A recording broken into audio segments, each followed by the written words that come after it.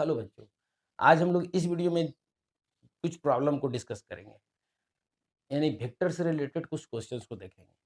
किस तरह का क्वेश्चन आता है, किस तरह का क्वेश्चन आएगा और किस तरह का क्वेश्चन मुझे बनाना पड़ेगा। प्रैक्टिस आप जितना ज़्यादा प्रैक्टिस करोगे, जितना ज़्यादा प्रैक्टिस करोगे, आपको बता देते उतना ज़्यादा अच्छा आपका थ्योरी होता भी जाएगा और थ्योरी अच्छा होगा इसी तभी क्वेश्चन बनेगा। बस इस बात को हमेशा अपने पास रख लो, ठीक है। अब एक क्वेश्चन है यहाँ पे, क्वेश्चन नंबर इस तरह का क्वेश्चन है, ठीक है। क्वेश्चन क्या दिया है, इस तरह से दो वॉल है, ठीक है, फिक्स वॉल है, रिजिड वॉल है, ठीक है। यहाँ पे एक ले लाया है स्ट्रिंग, एक स्ट्रिंग ऐसे है, ठीक है। और यहाँ पे एक वजन हैंग कर दिया है, ठीक है। ये है 60 kg मास दिया हुआ है, ठीक है, 60 kg। और ये इसका वैल्यू है T1 और इसका वैल्यू है T2 और ये दिया हुआ है 50 डिग्री, 50 डिग्री। क्लियर है, इतना कुछ दे रखा है। अब आपसे मांग क्या रहा है, find the value of T1 and T2। Good.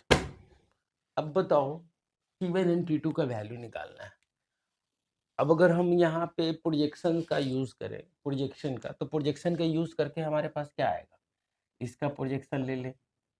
ये अगर सिस्टम पूरा इक्विलिब्रियम में है, इस पे कोई फोर्स ऐसा नहीं लग रहा है अनबैलेंस फोर्स की, किसी पर्टिकुलर डायरेक्शन में इसका कुछ मोशन अटेंड कर ले, किसी भी तरह का मोशन अटेंड नहीं कर रहा है, इसका मतलब कि सिस्टम इक्विलिब्रियम में है, सिस्टम पे बाहर से कोई एक्सटर्नल फोर्स ऐसा नहीं लग रहा है जो उसकी इनर्शिया को डिस्टर्ब करे। अब चलते हैं यहाँ पे चलते हैं। ये मेरे पास हो गया, ये T1 T2 और ये 60 kg है, यानी कि mg कर दे तो mg बराबर क्या हो जाएगा, इसी को वेट फोर्स करते हैं, वेट फोर्स बराबर 60 × 10, 600 न्यूटन हो गया। ये आ गया 600 न्यूटन वेट नीचे की ओर फोर्स, यानी ये वाला फोर्स, ठीक है। अब यहाँ पे हम दो तरीके का यूज करेंगे। फर्स्ट तरीका से हम अगर बनाएं, पहला तरीका से, तो इसका एक प्रोजेक्शन ले, इस टी का, तो एक प्रोजेक्शन नहीं। अगर आप खुद सोचो कि ये आपके पास क्या है 50, ये 90 डिग्री, तो ये कितना हो जाएगा 40। अब 40 हो जाएगा तो टी कॉस ले इधर, तो T2 cos 40 degree, T2 cos 40 degree is equal to क्या हो जाएगा, ये 600, ठीक है। तो T2 इजकल टू क्या हो गया 600 cos 40 डिग्री, ठीक है। अब cos 40 डिग्री का वैल्यू दे रखा है कि नहीं क्वेश्चन में, क्वेश्चन में दी है तो नहीं है, लेकिन बट निकालना पड़ेगा आपको कैलकुलेटर से। क्वेश्चन में बहुत सारा क्वेश्चन में पहले लॉग का यूज करता था ना, तो बताता था, तो लॉगरिथम को खत्म कर दिया है, सिलेबस से ही हटा दिया है। आप यहाँ के cos 40 डिग्री का वैल्यू निकाल लोगे, कैलकुलेट कर लोगे, वैल्यू पुट कर दो, आंसर आ जाएगा। दूसरा यहाँ पे, यहाँ से चलते हैं,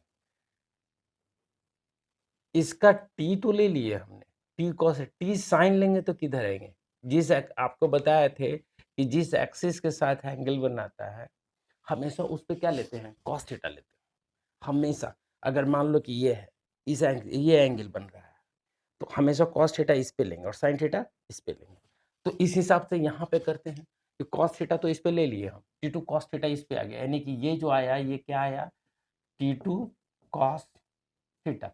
अब T2 साइन थीटा एक प्रोजेक्शन इधर ले, क्या निकलेगा T2 साइन थीटा। अब T2 साइन थीटा किसके बराबर होगा, T1 के, तो यहाँ पे लिख रहे हैं T2 sine theta equal to T1, ठीक। अब T2 का वैल्यू आपको पता है, यहाँ पे 600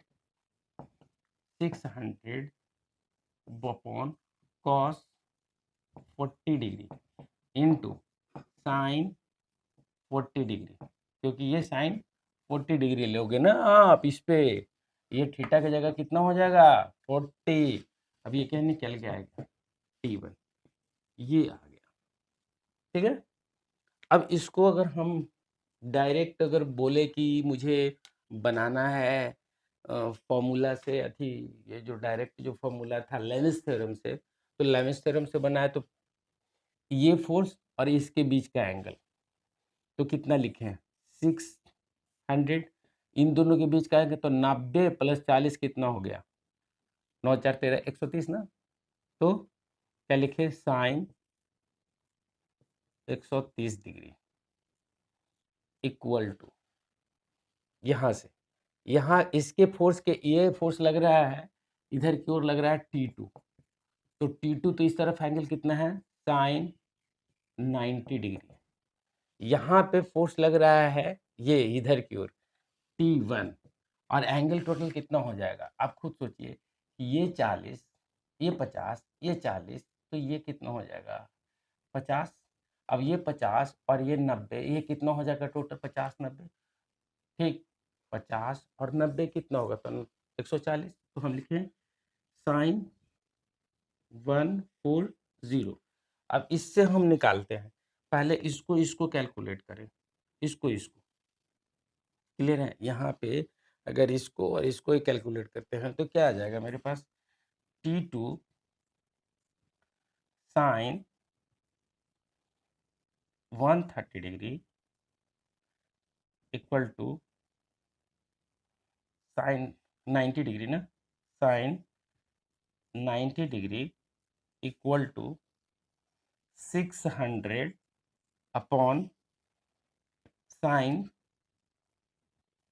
180 डिग्री माइनस 50 डिग्री, लिखे 130 को यहाँ पे, ये 130 था ना यहाँ पे 600 के लिए, तो यहाँ ये पूरा एंगल यहाँ से यहाँ तक एंगल कितना था मेरे पास 130 था ना, 9 4 13 होता है ना 130, तो 130 था, तो 130 को लिख सकते हैं आप 180 माइनस 50, ठीक है, तो 180 माइनस 50 लिखें तो किसी के 600 माइनस क्या आ जाएगा साइन 40, ठीक। अब यहाँ से देखो तो साइन 90 डिग्री का वैल्यू तो 1 होता है, पता है मुझे, तो T2 बराबर क्या निकल के आ जाएगा T2 इज इक्वल टू, ये तो 1 हो गया, तो कितना आ जाएगा 600 अपॉन साइन 40 डिग्री। अब देखो तो दूसरे मेथड से भी आंसर लाए और इस मेथड से भी आए, दोनों का वैल्यू क्या आएगा कॉस 40 डिग्री, अच्छा वहाँ पे कॉस ना आया है, यहाँ पे साइन आ रहा है, ये कैसे हो गया ये कैसे हो गया ये कैसे हो गया, अच्छा अच्छा अच्छा अच्छा अच्छा, यहाँ पे 130 है ना, तो 130 है तो साइन 40, हम यहाँ पे कैसे लिए, यहाँ पे साइन, यहाँ पे लिख सकते हैं sine 90 degree plus 40 degree, 9 40 degree, ये भी तो लिख सकते हैं ना, ये तो क्या आ जाएगा sine 90 degree plus theta equal to cos theta, ठीक, तो कॉस कितना आ जाएगा मेरे पास 600 अपॉन कॉस 40 डिग्री, ये आ गया, ठीक है। हम 90 डिग्री प्लस थीटा ले लेंगे क्योंकि कॉस के टर्म में अगर निकालना हो तो, अब यहाँ से ले लेते हैं इसका इसका इसका ले लेते हैं, ये आ गया, इसके और इसके इन दोनों का कैलकुलेशन कर लेते हैं, ठीक, तो उस दोनों का कैलकुलेशन करेंगे तो क्या आ जाएगा देखो तो 600 upon sign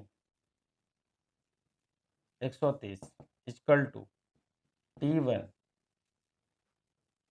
sign 90 degree plus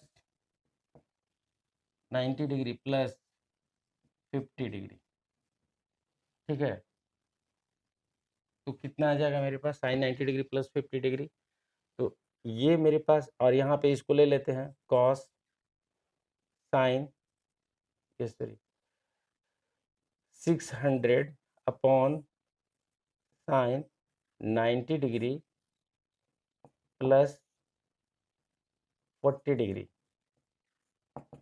अब यहाँ से हम कैलकुलेट कर लेते हैं।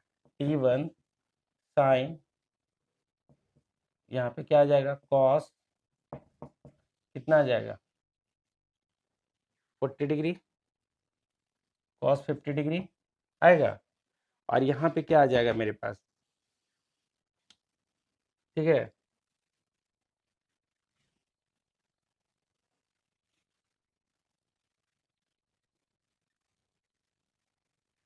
उसी तरह से दूसरा मेथड यही है। अब यहाँ से कैलकुलेट करके निकाल लेंगे। अब ये sine 90 degree plus theta equal to होता है कॉस थीटा। तो यानी कि कितना आ जाएगा मेरे पास, 600 upon cos 40 degree equal to T1 cos 50 degree, यानी T1 बराबर आ गया 600 upon cos 40 degree into cos 50 degree. ये आ गया, वैल्यू पुट करके देख लो आप, आंसर आ जाएगा। क्लियर है। तो ये मेरे पास आ गया T1 T2 निकालने का तरीका। ठीक,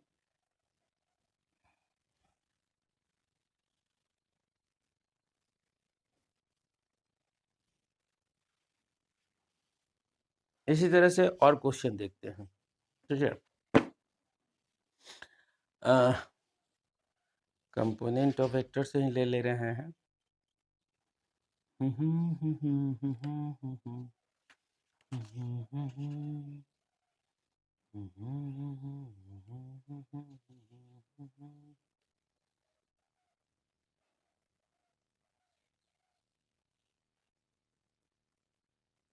यहाँ पे है आपके पास क्वेश्चन, देख लेते हैं। क्वेश्चन नंबर, टिपिकल क्वेश्चन है, 3 vector a b c such that, देखो 3 वेक्टर है,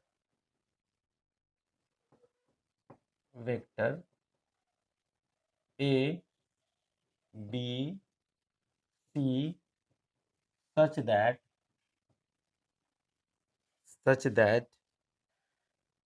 A is equal to B plus c. ठीक है, ए बी सी का वैल्यू है 5 4 3 बाई मैग्नीट्यूड, यानी कहने का मतलब ए का मैग्नीट्यूड कितना हो जाएगा 5, बी का मैग्नीट्यूड कितना हो जाएगा 4 और सी का मैग्नीट्यूड कितना हो जाएगा 3। ये दिया हुआ है। मांग क्या रहा है, कह रहा है find the angle between A and C. Good, A और सी के बीच का एंगल मांग रहा है, ए और सी। अब खुद सोचो कि ये लग रहा है, देखने से ही 3 4 5 है, तो ये हो गया मेरे पास, ये हो गया मेरे पास, इसको मान लेते हैं हम अगर बी और इसको मान लें सी, तो ये हो गया मेरे पास 3 यूनिट, ये हो गया, ये हो गया 3 यूनिट सी और ये हो गया 4 यूनिट और रिजल्टेंट ये हो गया, हो गया। ठीक है, अब हमारे पास जो फॉर्मूला दिया गया एंगल सी, यानी ये एंगल बता रहा है, ये एंगल निकालना है। ठीक, ये 5 है। ठीक, और जो कि ए को रिप्रेजेंट कर रहा है। ठीक, इस तरह से मेरे पास सारा कथा कथा कहानी यही है। ठीक है, अब आराम से निकाल लेंगे एंगल, ये 4 है, ये 5 है, tan थीटा निकाल लेंगे, नहीं निकल जाएगा। और अगर हम डायरेक्ट फॉर्मूला पे आए तो ये 90 डिग्री है मेरा बी और सी के बीच का एंगल। तो यहाँ पे अगर हम tan अल्फा ले लें, tan अल्फा, तो बी साइन, तो बी के जगह पे क्या लिखे, c sine theta upon b plus, यहाँ पे हम लिखेंगे b plus c cos theta. ये तरीका है फॉर्मूला के अनुसार अगर लेके चलो तो सी साइन थीटा जो है, ये सी साइन थीटा है। अब देखो ये फॉर्मूला कहाँ से आया, ये आपको बता देते हैं। हमने जब बात किया था वेक्टर का, तो याद होगा आपको कि इस तरह से लिए थे, ये मेरे पास था, ये परपेंडिकुलर था, ये अल्फा था और tan अल्फा बराबर, ये यहाँ से यहाँ तक a था, देख लीजिएगा, ये b था और ये कोई r था, और हम r का tan अल्फा निकाले थे। तो ये जो सामने वाला, इस एंगल के सामने वाला था, उसका हम साइन लिए थे, तो हम क्या लिए थे, बी साइन थीटा बटा में ये जो था उसका लिए थे ए प्लस इसका एक प्रोजेक्शन ले लिए थे बी कॉस थीटा, याद रखिएगा। तो यहाँ पे इस एंगल के सामने कौन है, सी, तो सी साइन थीटा, और यहाँ पे कौन है, बी, तो हम लोग B plus c cos theta, जैसा कि यहाँ पे किया गया है। तो सिंपल, अब यहाँ से क्या आ जाएगा, सी के जगह पे क्या लिखे हम, 3 इंटू साइन थीटा यानी कि 90 डिग्री, साइन 90 डिग्री का वैल्यू 1, ठीक है। अब यहाँ पे क्या लिखे हम, यहाँ पे बी, तो बी कितना है मेरे पास 4 इंटू सी प्लस है सी कॉस, सी तो सी कितना है मेरे पास 3 into cos theta 90 degree, cos 90 degree का वैल्यू कितना होता है 0, तो ये ओवरऑल तो 0 हो गया मेरे पास, तो कितना फाइनली आया है मेरे पास 3/4। अब देख लो डायरेक्ट लगा करके, tan अल्फा अगर लगाते हो तो परपेंडिकुलर p/b होता है, 3/4 आ रहा है 3/4, तो देखो तो इस तरह से भी आ गया डायरेक्ट फॉर्मूला और फॉर्मूला से भी आ गया। तो यहाँ पे हम लोग क्या देखें, ध्यान देना है जब भी एंगल निकालोगे ना आप, तो ये सामने वाला जो भी वेक्टर रहेगा उसका हम लोग साइन लेंगे, और उसके बेस जिसके साथ एंगल कंसीडर कर रहे हैं उसका हम लोग लेंगे क्या, पी कॉस, इसका एक कॉस लेकर के उसके साथ ऐड कर देंगे उस वेक्टर के साथ। बस इस चीज को, इस कॉन्सेप्ट को अपने दिमाग में डाल लीजिए, इस तरीके से किया जाता है। क्लियर है?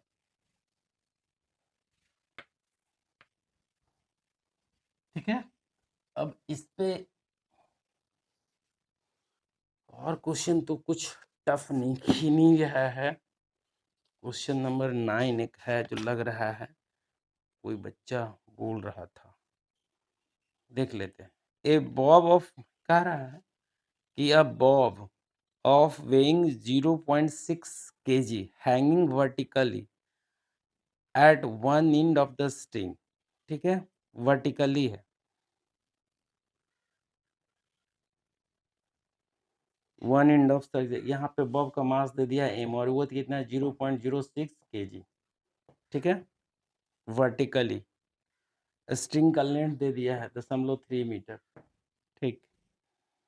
Find the force when applied a horizontal will pull the ball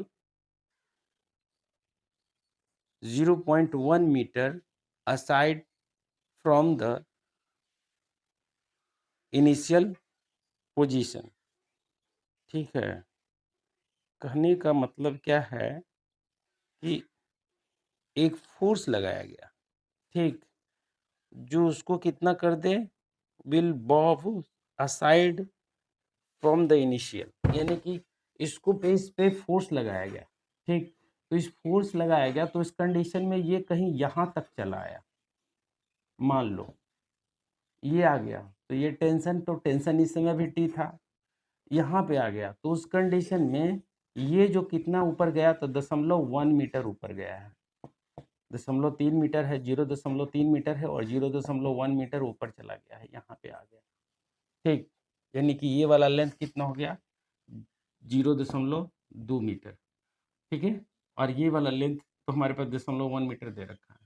अब हमसे पूछ क्या रहा है उसकी बात मैं कर लूँ, तो उसकी बात मैं कर लूँ, ठीक है। फाइंड द फोर्स, अब इस पे जो फोर्स लगा है एम ए, मान लो ये फोर्स लगा है, ठीक, यही पूरा कथा कहानी है, ठीक। अब चलते हैं इसके कैलकुलेशन पे। अब बताओ आप कि यहाँ पे इस पे फोर्स लगाया ऐसे की ओर, तो यहाँ पे इस तरह से फोर्स लगा एम में, किसी भी तरह से लगाया हो, लेकिन इसी फोर्स के कारण ये यहाँ पे आया। अब इस पे फोर्स एक नीचे की ओर लग रहा है एम जी, यहाँ पे एक फोर्स लग रहा है टेंशन, और ये फोर्स लग रहा है एम में।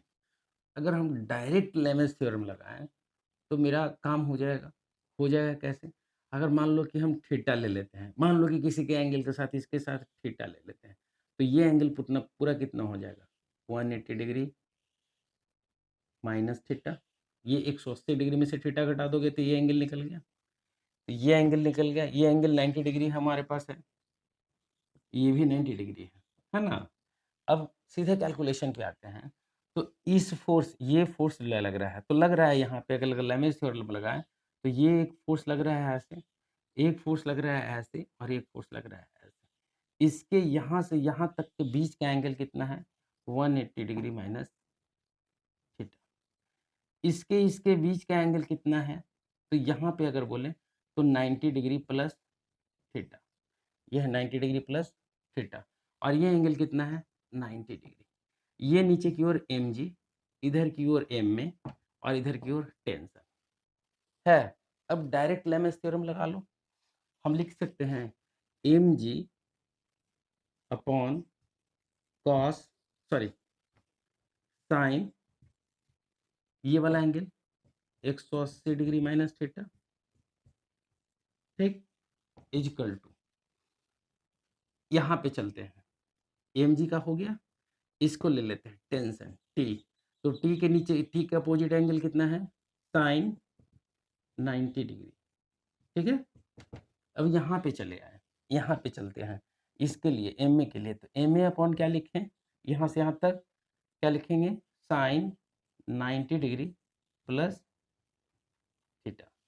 अब देखो यहाँ पे मजा, यहाँ से थीटा का तो वैल्यू बहुत आसानी से निकल जाएगा ना, जब आपको पता है कि इसकी लेंथ दे रखा है, ये लेंथ जो है कितना है? 0.03 metre.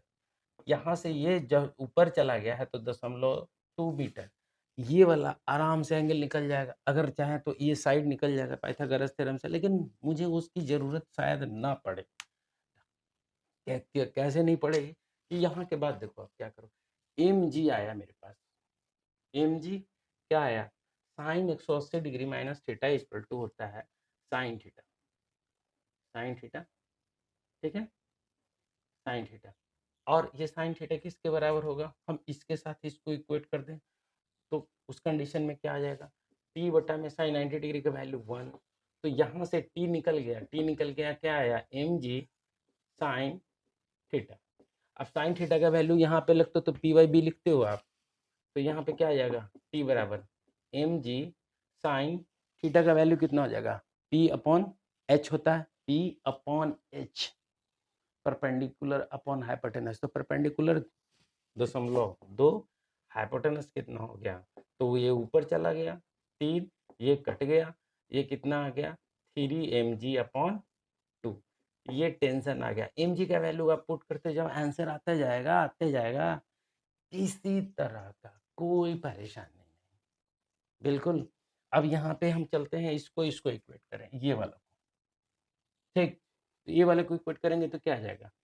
t upon mg, sorry M A है ये, M A sine 90 degree plus theta equal to क्या होता है पता? Sine 90 degree plus theta equal to होता है भी कॉस थीटा, पॉजिटिव में। अब टी इक्वल टू ले लेते हैं टी, तो यहाँ से देखो तो एम ए निकालना है, तो एम ए यही ना फोर्स है, तो एम ए बराबर क्या आ गया? T into cos theta. अब टी का वैल्यू हमको पता है 3/2 mg, ठीक, यहाँ से, और इनटू कॉस थीटा बराबर बेस अपॉन हाइपोटेनस होता है। यहाँ से हम इसको इसका निकाल लें, अगर बेस निकाल लें तो कितना आ जाएगा, ठीक, तो जो भी हो आप इसको निकाल लीजिए। अब निकाल के वैल्यू पुट कीजिए तो क्या निकल के आया? एम में जो फोर्स उस बॉडी पे लगेगा यहाँ तक उठाने के लिए, कितना इजी तरीका से बन गया। ये एक तरीका हुआ, ये बना किस तरीके से? लैमेज थ्योरम डायरेक्ट लगा करके। ये आपको इतना समझाने में लगा, कैलकुलेशन अगर फास्ट किया जाए तो बहुत इजी वे में एक लाइन, दो, एक से दो लाइन, 3 लाइन में बन जाएगा। ठीक है, लेकिन जैसे ही अगर हम चले जाते हैं यहाँ पे किस पे? प्रोजेक्शन पे। देखो यहाँ पे प्रोजेक्शन से कैसे बनता है क्वेश्चन को, प्रोजेक्शन से अगर बनाना चाहें, हमारे पास क्वेश्चन तो पता चल गया था, क्या चल गया था कि ये मेरे पास है क्वेश्चन, ये है मेरे पास बॉब, उसको उठाया, फोर्स लगाया यहाँ पे, इधर की ओर एम ए, ठीक है, ये उठ करके कहाँ चला आया? 0.1 मीटर पे, ये यहाँ तक बचा कितना? 0.2 मीटर बचा, ये कितना है 0.3 मीटर है, क्योंकि स्ट्रिंग तो स्ट्रिंग है, ये स्ट्रिंग रहेगा यहाँ पे गया। ठीक है, ये हो गया। यहाँ से नीचे की ओर mg। अब यहाँ पे कैसे बनेगा, तो यहाँ देखो कैसे करेंगे, ये टेंशन है, ठीक, ये थीटा, ये थीटा, तो ये थीटा, ठीक। अगर यहाँ पे प्रोजेक्शन ले ले तो अब खुद सोचो कि इसके साथ, या फिर आपने जो प्रीवियस केस में जो लिया था, ये एंगल लिया था ना थीटा, तो उसी को हम कंसीडर करते हैं, उसी को थीटा कंसीडर करके बनाते हैं। तो यहाँ से देखो तो टी कॉस थीटा और ये T sine theta, T cos theta किसके बराबर होगा, यानी कि टी कॉस थीटा बराबर किसके हो जाएगा, एम ए के। हमारे पास आया था टी कॉस थीटा बराबर एम ए, एक लाइन में बना, यहाँ से प्रोजेक्शन से ले लिए। और T sine theta, T sine theta बराबर किसके हो जाएगा, एम जी के। ठीक है, अब दो ही, ये दो इक्वेशन आ गया, निकल गया। अब यहाँ से टी साइन थीटा, तो T sine theta equal to M G upon क्या निकल के आया, sine theta, M G upon sine theta आया था हमारे पास। टी इक्वल टू क्या आया था, M G upon sine theta, देखिए यहाँ पे है। तो ये दूसरे तरीके से भी आप बना सकते हैं, बहुत इसी तरीके से आप जैसे जैसे आगे बढ़ते जाइएगा। इसको कंजर्वेशन ऑफ एनर्जी से बना सकते थे, कंजर्वेशन ऑफ, यहाँ पे एनर्जी निकाल लेते और यहाँ पे एनर्जी निकाल लेते और काम हो जाता मेरा। तो उसको निकालने का मतलब कि इसके एंगल को, इसके टेंशन को, इसके पोजीशन को निकालने का बहुत सारा तरीका है। आप जैसे जैसे आगे बढ़ते जाइएगा, नंबर ऑफ वे आपका मतलब बहुत सारा दरवाजा आपको मिलता जाएगा क्वेश्चन को सॉल्व करने का। ठीक है, तो इस तरह का क्वेश्चन अगर आपके पास है और जो नहीं बनता है तो मुझे भेजा कीजिए। ठीक है, मेरा मेन मकसद है कि आपको आपके बोर्ड के लिए तैयार करना, आपको आपके बोर्ड के लिए इस तरह से तैयार करना कि आप वहाँ पे जा कर के 90 प्लस सिक्योर कर सको अपना नंबर, क्योंकि न्यूमेरिकल्स बहुत कम पूछा जाता है और इसी कारण से मैं ये सारा थ्योरेटिकल चीज़ें बता रहा हूँ। तो ये वीडियो आपको कैसा लगा मुझे अपने कमेंट सेक्शन में ज़रूर बताइएगा। मेरे वीडियोस को लाइक करिएगा और हो सके तो सब्सक्राइब कीजिएगा। अगर सब्सक्राइब कर चुके हैं तो शेयर कर दीजिए।